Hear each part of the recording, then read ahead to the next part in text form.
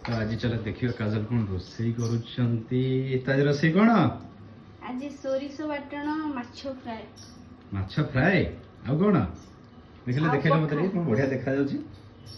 अच्छा माछ सोरिष बाटड़ा सोरिष एटा दही कई बाटण पड़ला, पकेला। दही पड़िला, हां आउ तापरे लूण भी पड़िबो टेस्ट अनुसार। हां तापरे एटारे हळदी गुंड, लंका गुंड, जीरा गुंड, धनिया गुंड अछि पके दबा। तापरे खाइ दवा। तापरे लेंबू भी पड़िबो। लेंबूटा रे पछर पड़िबो, ता गोळी देकी ताको आधा घंटा रखी दवा फ्रिज रे। अच्छा मैरिनेट करके रख दबो। आज कौन माने माछ सहित आ कौन अछि रोसई रे? पखाळ।